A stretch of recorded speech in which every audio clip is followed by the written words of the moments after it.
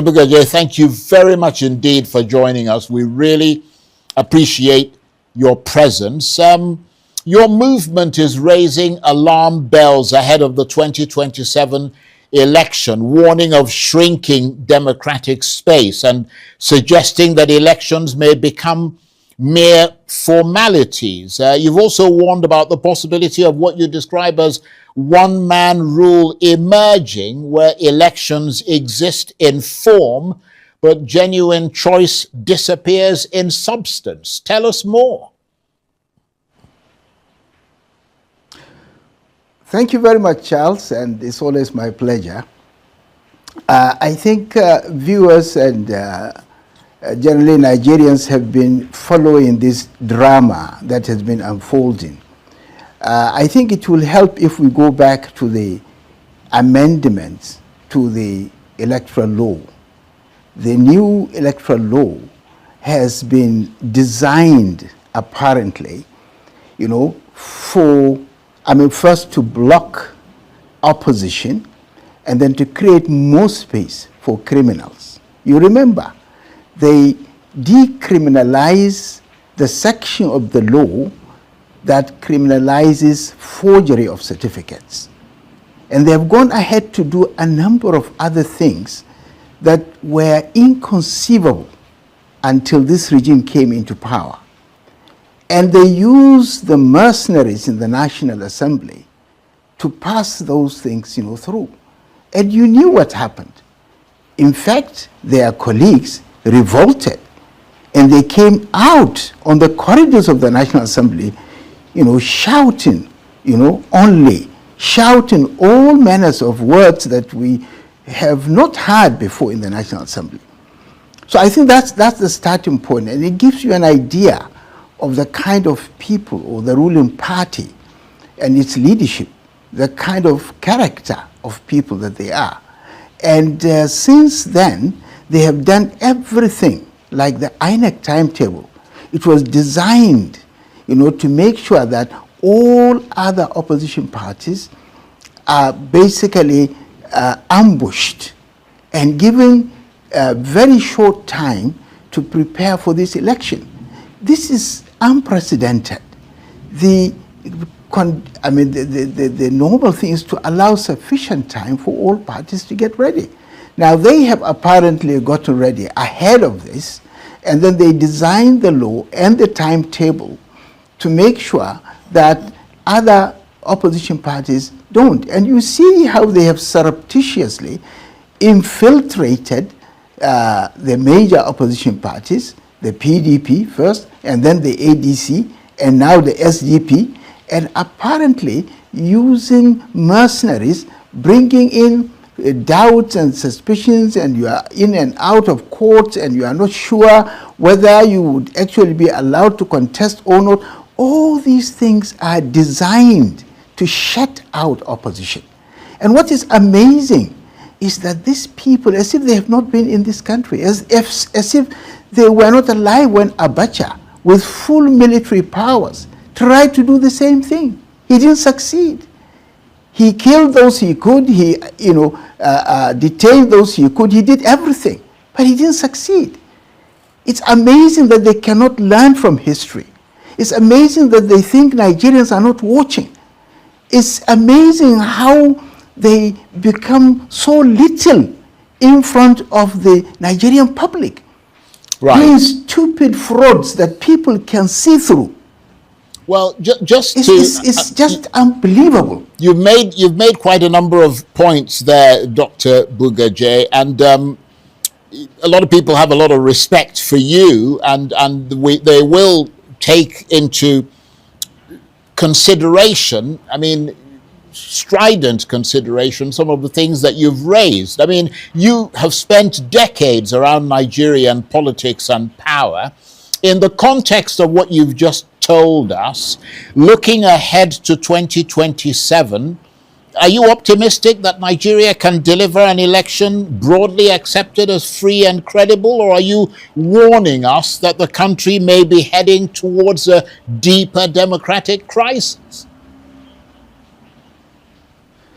As at the moment, Charles, as far as I can see, And a lot of our members in the movement for credible election and even concerned Nigerians, they think this election may not even hold. Because the way the ruling party and the way the government is interfering with opposition parties, using the judiciary, using the police, invading political party offices, bringing charlatans and mercenaries. I mean, basically you are shutting everybody out. Okay, if you shut everybody out, then where's the election? Who are you competing with? If you really want to take over, then go and join the army and do a military coup. But you don't go on a democratic platform and violate all the rules and regulations, and shamelessly too, and expect people to just simply watch. I don't know what's going to happen. I don't know the future, but I know the young people in this country are frustrated. Everybody is angry because this is a government that has failed to deliver on the basic reasons for which government are there. They have not delivered on security. They have not delivered on welfare. They have loaded society, the public with taxes. They have devalued our currency. Life has become so miserable. And you know, even recently, Oyo and Borno, still school children are being kidnapped. And nothing is there to show that these people are even concerned. They are just busy doing their primaries. Not even the usual statements of condemnation. So you see, we are in a kind of situation where I don't have a word for it, but it's something we have never ever thought could happen in Nigeria. So I don't know what is going into the head of these people, that they cannot see that they are violating basic rules. They are doing things that are otherwise, for many of us, really shameful. And they are behaving in a way that I will, without mincing word, call irresponsible.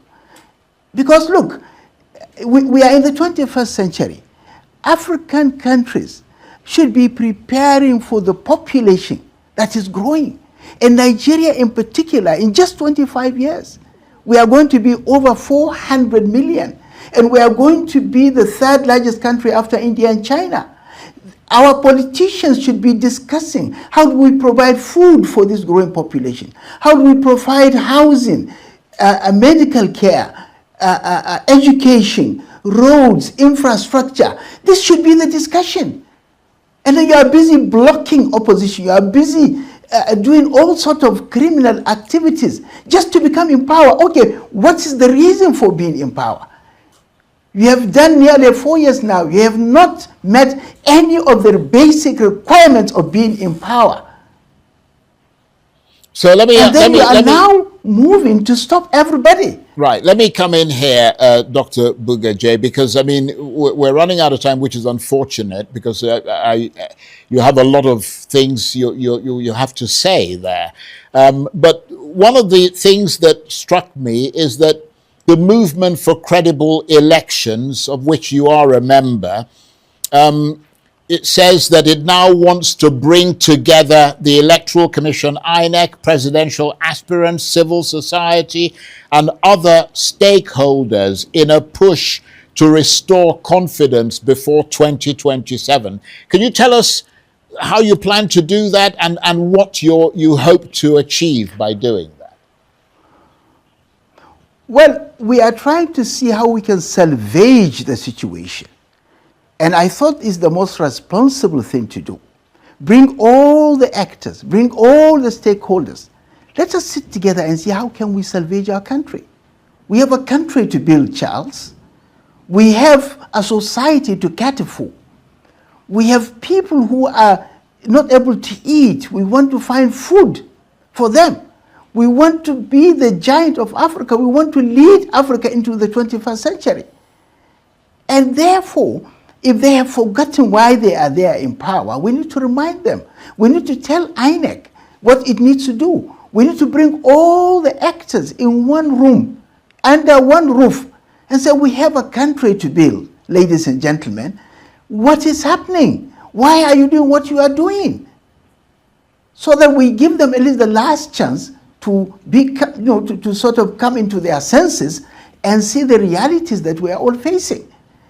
I learned today, you might probably confirm that for me, that a judge in one of the courts in Abuja has given a judgment to the effect that the INEC timetable that was construed to muzzle up the opposition, he has actually given a judgment, basically demolishing that timetable, saying that parties will have up to September to submit their register of voters.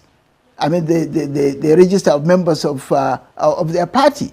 Now, if we succeed in getting judges like that can really intervene to restore fairness, to restore confidence in the system, then perhaps we may have an election.